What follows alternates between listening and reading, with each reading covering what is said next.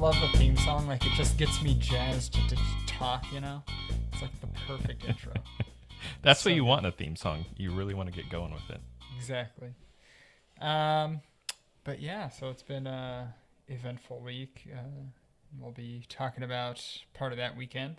But my hands, I mentioned to you, are covered in Gorilla Glue, and I noticed that it also smells like it, as well as dirt, from all of the wonderful stuff that I've been putting together for my snake. So it's like chemically glue. Yeah. Or chemically dirt. Yes. Yes, precisely. And so it's like that uncomfortable texture of my fingers are too smooth right now. Mm-hmm. And so I like keep rubbing my fingers as though that's going to change something. But I don't know. I remember one time I glued my fingers together with Gorilla Glue. Fortunately, just a drop, and I was able to pull them apart. But I had that like 30 seconds of panic thinking for the rest of my life, my two fingers are stuck together. Yeah, I think the other problem is that like after thinking that I got enough of it off, I decided, well, now I should put the latex gloves on after I've gotten the Gorilla Glue on my hands. Yeah. So now that kind of latex, weird, powdery texture is there too. Oh, and it's stuck to the Gorilla Glue? Kinda, yeah. Like it took a while to peel the gloves off of my hands afterwards, which That's again, pretty not wild. the smartest order of operations there, but well, I like that. Yeah. Well, something I wanted to bring up that is very important news is that Taco Bell now has the Taco Bell subscription. I saw this and I have mixed opinions about Taco Bell. Like I love what they offer to the world, and then they just take it away. Mm-hmm. I don't know that I'll ever forgive them when they got rid of the grillers, which was they did it for a while where it was like happy hour or whatever they called it. Yeah. Where you could go there 2 to 5, get a frozen drink. I think they just call them freezes. Yeah. And then a griller, and each one was $1. It was wonderful. The grillers were phenomenal tasting. Really good. Then they got rid of the happy hour, and it was just $1.89 for the griller, which is like, yeah, that's fine. I can go there whenever now. If I go there later in the day, later at night, you know, I can get my griller still reasonable price. Mm-hmm. The issue now is that probably about a year or 2 years ago now, they took it off the menu, and it was just disheartening. You're heartbroken? A little bit. It like you could ask Guillermo. And he was there in the car when we were ordering. Like, I was dropping him off at church before I was heading somewhere else. And we decided to just pick up Taco Bell because that's easy. And it is easy. Everyone else in the car, like, I think Quiz was there too. Mm-hmm. Like, the genuine raw emotion that day when I found out that they stopped selling it was just... Like, if it was a movie, it would have been that song, not O Fortuna, but the other one, like in Platoon, when the helicopter's leaving, and it's Ave Maria. Yes, something like that, where just your heart is breaking. Exactly. It was that level. It was. It honestly was. It was that level. Now they have a grilled cheese burrito, which is pretty good. Mm-hmm. Kind of makes up for getting rid of the best item on their menu. But. I did have that. It's not bad. The thing I like about Taco Bell, I don't know if you know this, but we're close to their corporate headquarters here. Really? Yeah, they're in Southern California. Wow. I feel like, because all these places do have their sort of corporate kitchen cooks or whatever. Yeah. I feel like most of their cook chefs, whatever, are stoners. Because a lot of the stuff they make, I'm thinking, man. I don't know that the chef is a stoner. I think they're just taking the ingredients as suggested by stoners. Oh, that could be a good point. That's true, yeah. And then the chef is just told, come up with something. Yeah. Like, here's what they want. Come up with the things that meet this criteria. That's true. Their focus groups and stuff. Because they know who their audience is. They know 100% who their audience is because they had the Munchies box that, like, you could come there at 12 o'clock at night to get. Yeah. Oh, man. But anyway, Taco Bell is in the news for a big, bold new innovation. Mm-hmm. The subscription. Yeah, I mean, that's one thing I have to hand to Taco Bell is they always seem like they're at the forefront of food innovation. Yes. If there's going to be some insane sort of food concoction, it's probably going to come from Taco Bell. Yeah, I mean, there's so many weird things that you see on their menu that you're like, I don't know if this will work. And sometimes it does, sometimes it doesn't. But And interestingly, they were the first, if I recall, the first fast food Mexican place. And the guy Wow. patented. I'm doing this from memory. You can fact check me, and I'm willing to accept if I'm wrong. Uh-huh. But I think he was one that patented a fast way to cook taco shells. Huh. Yeah, it's pretty wild. I think he like was involved with like the guy that made Wendy's or something like that. Anyways, Okay. we're getting off the rails here. The Not a point, biography. yeah, exactly. The point is, they made this Taco Bell subscription. Mm-hmm. You get one taco every day, and it's a choice of a couple tacos. Let me pull up the tacos here. I should have been ready. All right. This is a failure on my end. Sorry, everybody. How dare you? I know, right? All the 10, 20 seconds that it's taken to pull this up. I should have just been a boomer about it and printed out the information. Yeah, it like your works. coworker Yeah, exactly. who prints out YouTube comments. Yes. Oh my gosh. I should tell that story one day. So you have a choice of, it's basically 7 different tacos. Okay. But I think everybody knows the tacos at Taco Bell. I don't need to name all 7. Yeah, they're But this is kind of smart because no one, well, I think most people are going to go, all right, I'm going to get the taco and then I'm going to get something else. yeah, Because that's what they want. They want the foot in the door. exactly. And then once you're there, you're more than likely going to get something else. And you're not going somewhere else, which is just as important. Yes, exactly. This is smart on there. And like if everybody did some sort of subscription thing, I don't think it would work as well. Mm-hmm. But them just doing it, it's kind of smart. Like if McDonald's had a cheeseburger a day or something. Yeah. See, this is at the forefront, but it could turn into a Netflix type situation.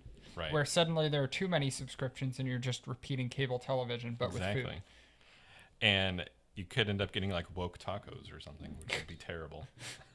Gosh. I don't even know what that would look like. I don't either. Actually, now that I'm thinking about it, remember when, I don't know if Burger King still does this, but they're real meals? Oh, yeah, I remember. It was the unhappy meal or Yes. whatever. Yeah. Thought that is a genius marketing right there. Let's have our food focus on how depressing life is. Yeah. That's exactly what you want. There's one thing you want is to be depressed when you eat. Exactly. Because normally you get depressed and you eat to feel better. You don't want the food to focus on how depressed you are. Then it's not even a cycle. It's just depressed all the time. Yeah. At least McDonald's got that figured out. Took Burger King a little minute there. Yeah, because I think of, how they, distribute drugs like at raves and stuff. Not Yeah. that I've ever done it. It's just what the kids talk about. Yeah. They put like happy faces and stuff on it because you want what you do to be associated with happiness. Why else would you do it? Exactly. Hence the Happy Meal at McDonald's. I like that you compared ecstasy to McDonald's. Both important products. Yeah. Oh my gosh. But yeah, I'm intrigued as to see if it'll expand to be like you can get a higher tier subscription to get like whatever you want on the menu or something. Right. Because that'd be pretty good. Right. Or maybe they had some sort of thing where, yeah, like you said, anything on the menu. Because on their menu, they have their, I don't know, they call them specialties or whatever, the more expensive things. Yeah. Because that'd be wild if you paid, I don't know, $20-$30 a month. You get one of those every day. Yeah. And then that could almost be a marker of you've made it in life. Mm-hmm. That you could have this Taco Bell specialties subscription. Yeah. Exactly. They should send you like a little badge in the mail. And you just like flash it like that. Oh my gosh. They should do that. People would love that. Just like Arby's has their crazy shop. Yes. They're like Yes. their Pit Vipers and Dungeons and Dragons dice. All that sort of stuff. Mm-hmm. It'd be phenomenal. See, you got to get the kids with the marketing. And the way I know that Taco Bell had a Hawaiian shirt that you could buy. Oh, really? They did. Huh. Used to. I don't know. I checked recently to see because they have a store similar to Arby's. Not as good, I'll admit. Okay. So I'd go for something else. See if they can. That would be a good tier list. Is shops of fast food places. Because like In-N-Out has had In-N-Out has had their shop for forever. Probably the longest fast food chain to sell merchandise like that. But it's just a t-shirt and like a hat. Yeah. There's nothing like a cheeseburger. I mean, they have the Costume. socks. Oh, that's true. The socks are like an icon. That's true. I mean, yeah. But to get the kids, you need like Zoomer level of ridiculousness. exactly. Like Domino's. I'm not saying that Domino's does, but if they were smart, Domino's would sell like a pizza pullover. Because you've seen that realistic pizza pattern. Yeah. Well, it's not even a pattern, it's a picture. Yes. And it just looks kind of gross. Yeah. See, if they were smart, they would sell a pullover, hooded sweatshirt or something, I think. They should also sell like just straight up dominoes, like that you can play with, like games or whatever. I don't even know why I didn't even think of that, but that would be genius. The perfect tie-in. But yeah, I think overall it's smart what Taco Bell did, but we'll just have to see where it goes. Because, I mean, it's like, on the one hand, I sort of hate the corporate structure of everything and like dominating everything. But at the same time, it's a taco a day.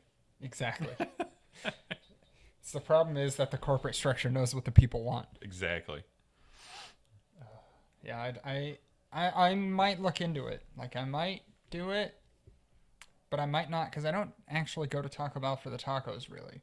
Like, I used to go there for the Dorito taco, but that was a long while ago, and when you ask for it without lettuce, like, you get, like, nothing else that, like, fills it up. Yeah. Like, if you go for, like, I just want a little bit more meat. All right, you get, like, 2 millimeters of meat. It's like, thanks. That's exactly what I wanted. 2 millimeters of meat and a giant Dorito. Well, if you remember, too, when they first came out with the Doritos taco at Taco Bell. Yeah. It was like the Doritos Los Tacos or something like that. Yeah. And then Doritos, I'm sure that they were, cross-marketing with Taco Bell. Yeah. Made their Doritos Los Tacos Taco Bell Doritos. Yes. And then Taco Bell made a new taco called the Doritos Los Tacos Doritos Tacos, taco or whatever. Yes. Which just adding up in the stack of naming nonsense. But the best part was the Doritos chip was a Taco Bell flavor, and then Taco Bell made a flavor of the Doritos taco, which is a flavor of a Taco Bell taco. It was like taco Inception. Inception wishes they could hit that level of meta. It was wild eating it. Oh, jeez. Yeah, I was kind of sad they don't have that anymore, because now they just have the regular Doritos, like cheddar. Yeah. And to me, the Cool Ranch is top tier chip. I'll be honest. I'm not a Cool Ranch kind of guy. Like, I can enjoy it, but it's not my preferred chip. What's your favorite Doritos? I'm just a simple nacho cheese man. Oh, okay. Yeah. Wow, that is simple, but it's good. Yeah. I don't go extravagant. I mean, there are some weird chips out there though. So. There are. That would be another good tier list. Rating Especially, chips. Yeah, in foreign countries where they just have these. Oh yeah, because I know like England has like ketchup flavor. Yeah, that's so. What? Why? Because I've seen, I think it was Pringles. They had cheeseburger flavor, which was, or I don't know if I'm having some sort of Mandela thing going on here, but or maybe it was Lay's. It was somebody, and I clearly remember it was a cheeseburger or hamburger flavor or something. Yeah. And it was like ketchup mustard hamburger. Yeah, that's so weird. It wasn't gross. It was like, this is unique, but I'm not gonna buy it again. Yeah. That's the problem with all those. Well, this weekend, you and I saw, along with the other guys, yes, 2 oldies but goodies. Indeed. From the 90s. It was a sort of a Western-themed movie night. Yes, it was. We had some excellent pulled pork, courtesy of you. Yeah, I made pulled pork. It wasn't smoked, so it's not like real pulled pork, but it was good enough. Got the job done. Yeah, and that sweet baby Ray's just, takes it over the edge. Yeah, Mark Zuckerberg would have been happy. Yes. I mean, he probably would have taken the bottle and, again, put it on a shelf, as he's known to do for some reason. That's what we should have done, just put the Sweet Baby Ray's on your shelf while we were watching the movies. Exactly. And then have forgotten about it. Your mom could have been like, why the heck is there barbecue sauce on the shelf? Yeah. But at any rate, we saw Tombstone and Unforgiven. Yes. Both absolutely iconic westerns of the more modern era. Mm-hmm. After the plethora of spaghetti westerns, after America had had its fill of westerns. Mm-hmm. Um, it's just crazy how much westerns saturated the market. And Yeah. I forgot who said it. Probably some director or somebody said that the Marvel movies and all the superhero movies are going to be the exact same way. Yeah. And I feel it. I feel it coming on. And only the cream will rise to the top because there's a lot of westerns out there and a lot of them are not great. Oh yeah. There's that. I don't know if it's still around. I don't have cable or anything, but my dad loved the Westerns channel. Yeah. Because it was just Western movies all the time, and Yeah. that's like what he grew up with. That was his Marvel movies. Exactly. But it is funny to think about. Part of the reason Hollywood settled out in California is because it was empty when they settled out here. Yeah. But it was also because it was easy to make westerns because it looked kind of western out here. Yeah. And it was dry year round, which is nice to film in. Yeah, exactly. You don't have sound rooms yet because who needs to film sound? Yeah. And so, Tombstone I had seen not too long ago. So I was already familiar with that. Mm-hmm. And I saw it in the 90s originally. Yeah. And then Unforgiven, it's been over 15 years since I last saw it. So I basically forgot the movie. Yeah. But I knew it was good. I just couldn't remember. But Yeah. both were pretty good. And I would say they hold up. Had seen Unforgiven, I think 3 or 4 times before this weekend because I love that movie. Yeah. It's just such a good tale and story. But for me, this was actually first time watching Tombstone, which is... Oh, that was your first time? Yeah, I mean, wow. for as much as I love westerns, cowboys in the West, it was And Kurt Russell. and Kurt Russell. I am starting to realize how much I love Kurt Russell in movies and how phenomenal he is as an actor. Well, it's crazy to think he played Wyatt Earp in that movie, and he did a good job. Yeah. But he's also Snake Plissken from Escape from New York. Yes. And I can't remember the name, but Big Trouble in Little China. Yes. Which is also a phenomenal movie. And he's also McCready in The Thing. Yeah, that's right. He's in a lot of, what's his name, Carpenter movies. He is. He's one of those actors that he can go back and forth from a comedic role like Big Trouble in Little China, although it was like action comedy. Yeah. But also just a straight Western action movie like Tombstone to do good. Exactly. With an epic mustache. Pretty good. But I think we'll talk about Unforgiven first because that's the one that I'm more familiar with. Okay. So it did win Best Picture that year and Best Director, if I recall, right? Yeah, I was looking it up that day, and I think it won like 5 Oscars. It did. But it won the 2 ones that everyone cares about. Yeah, exactly. So it is deserving of those, in my opinion. We did have a member of our party who strongly disagreed. But he's a more, I guess, straight, good guys wear white hats kind of storyline guy, which is fine. Yes. But that's his thing.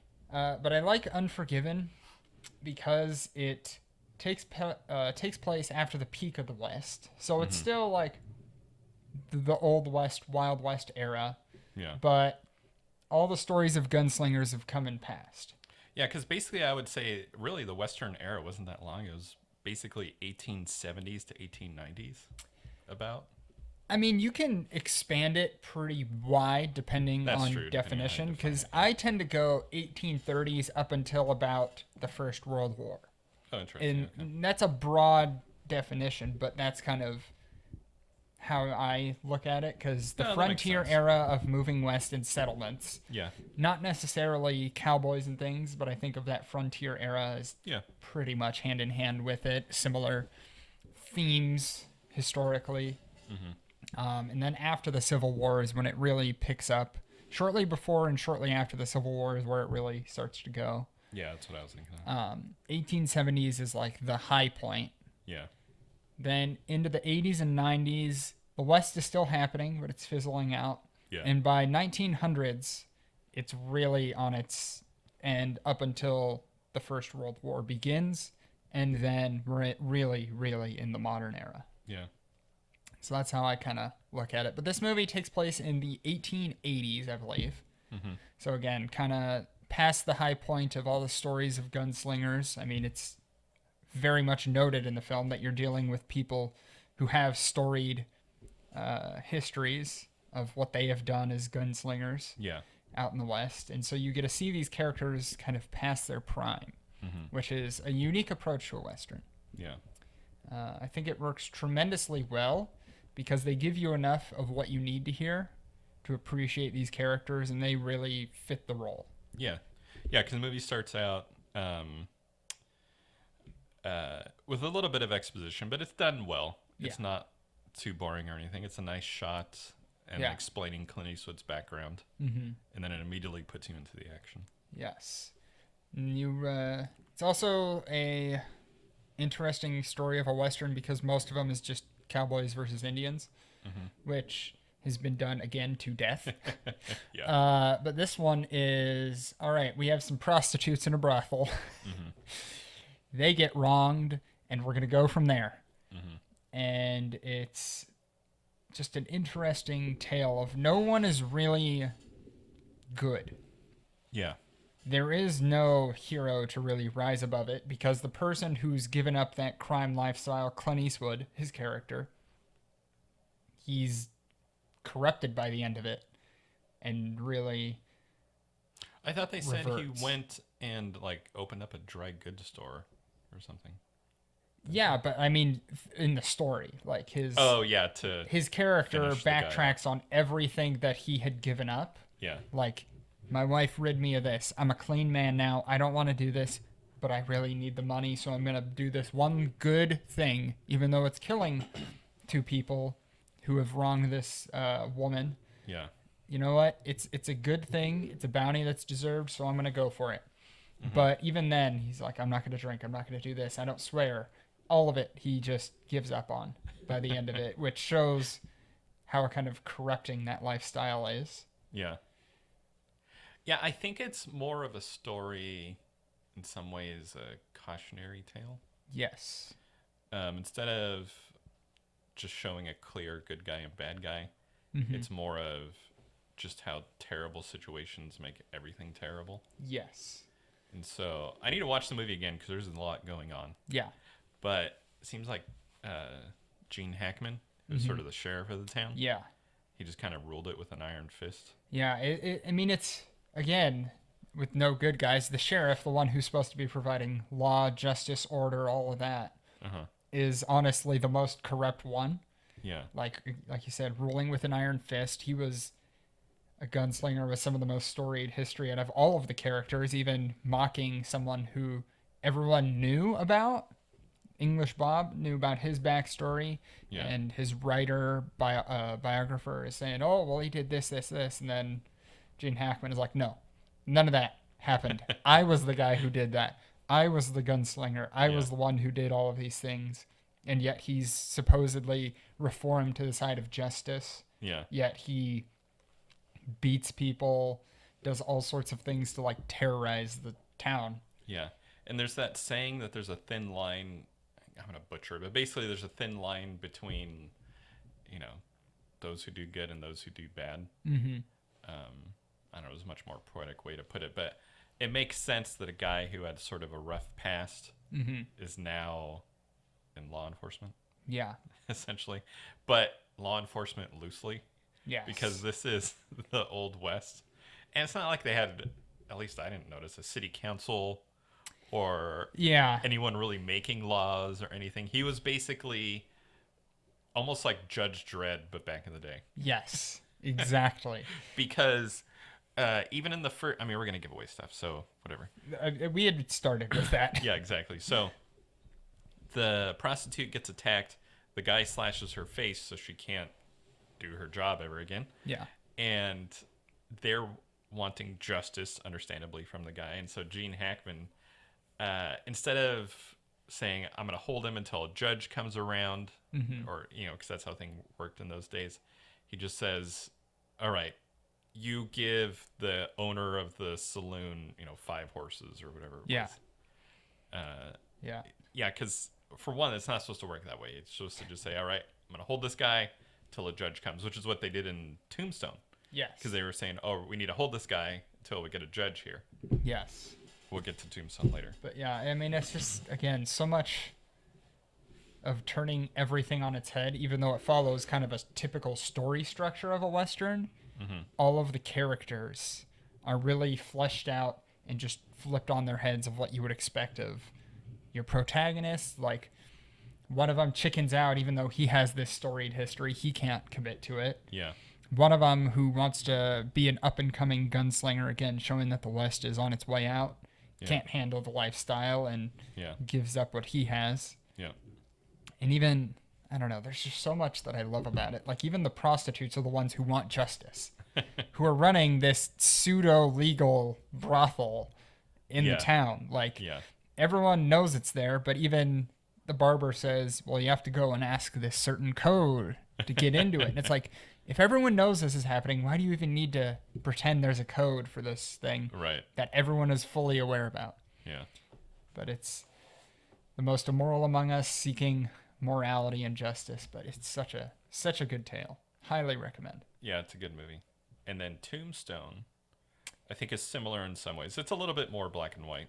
Yes. But still, characters in the movie have their internal struggles. They aren't always perfect. Mm-hmm. And I think I sent you that video on like how accurate Tombstone is to the actual historical events it's based on. You did. I haven't watched it yet. It's, so you're gonna have to. It's pretty close. Oh, that's good. Like, there's a lot there that obviously they play to the screen to make it more entertaining. Right. They have to dramatize something. Yes. And so obviously the things that you always see in a historical thing is suddenly everything is kind of happening at once, because otherwise you're just going to have, and weeks passed by, and years passed by until this event, and this So not quite like that is most of the inaccuracies. Yeah.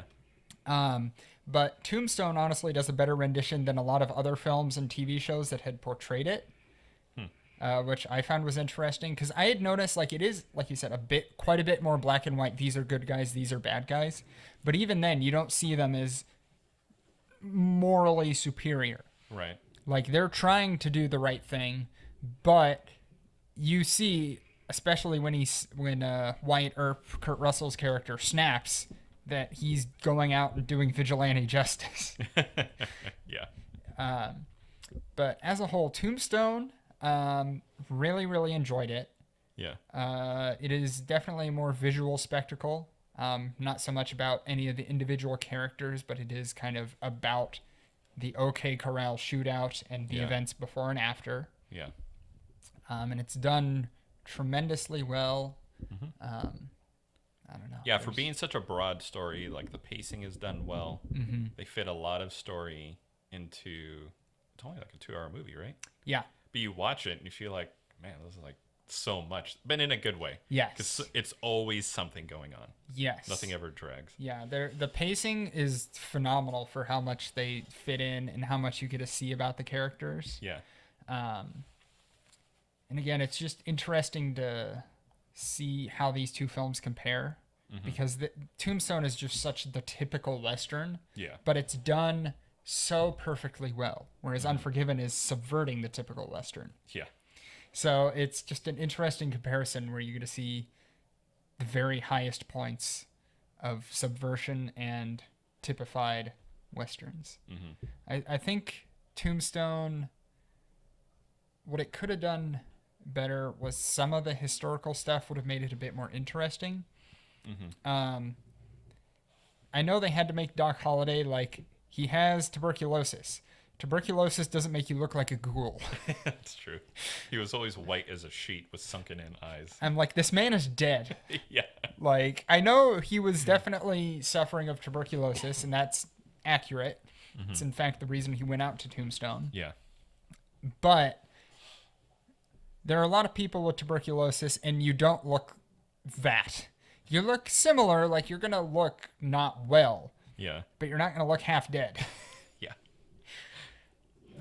But and then one little thing at the movie that always confused me at the end until I looked it up was when he looks down at his feet on his deathbed. Oh, yes. And he says, well, I'll be, or something like that. Yeah, well, I'll be damned. Yeah. And then someone pointed out he always said he was going to die with his boots on. Yes. But he didn't have his boots on. Yes, that is entirely inaccurate. That scene. Like, him having a friendship to the end with Wyatt Earp wasn't it. Yeah. They were split over a woman, as is wanting to be the case. Nice. But a lot of the other stuff about Wyatt Earp's love affair is pretty true. As I think Clark looked it up. Yeah. It was a common law marriage. He had a couple common law marriages. I think he had Nice. 6 wives in total. Wow. And like almost all of them were like dying or whatever. Yeah. I would imagine America at that time in the West, it was literally the Wild West. Yes. It was just always going on. And so if you're a woman back then and you're in the West, if you don't want to have some terrible life, you try and hook yourself to a man in some way just so you can have some stability, protection. Yes. So I can see that happening. Yes. It's hard for me to say as much about Tombstone than I think with Unforgiven because there's not much beneath the surface because it is more of a historical retelling with action and plot to really make it. Well, plus Unforgiven is entirely fictional, right? Yeah, Unforgiven is an entirely fictional story. Yeah, so they had more to play with. Yeah. And that's the thing, when you make a movie that's based on something, it's always going to be compared against that to see how accurate it is. And all exactly. that. So they always have to fit it in some way. Yeah, but I mean, regardless, I think Westerns are just phenomenal for a number of reasons. I mean, something that I constantly mention to people if they listen to me and I don't talk their ear off is that looking at hero archetypes throughout history, the cowboy is America's knight. Yes. Like Japan has the samurai, Europe has its knights, has Vikings for some of the Nordic countries. Yeah. And you have this character of heroes of old who maybe weren't always the best, but they always have that fairy tale aura around them. Right. And so that's what the Western is for America. There's enough there to substantiate it, but you're always going to have fairy tales about it. Like with knights, you have enough there to substantiate it. Right. Like the stories of heroism and war and all of that. And so it's just such an interesting dynamic to see that it still really carries on. So I don't think we're ever going to lose cowboys, which is good. Yeah, they'll always be there. It was, for the movie making part, it was sort of a high point, just produce.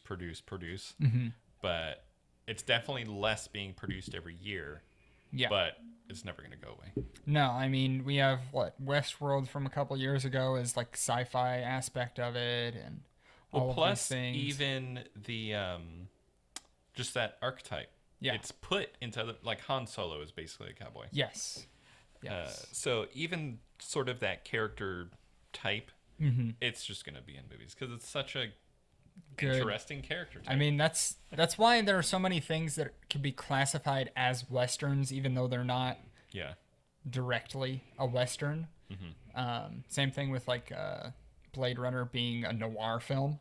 Yeah. Like, it doesn't meet the detective. It has a detective, sure, but everything is bright and neon and all of that to meet that genre's normalities.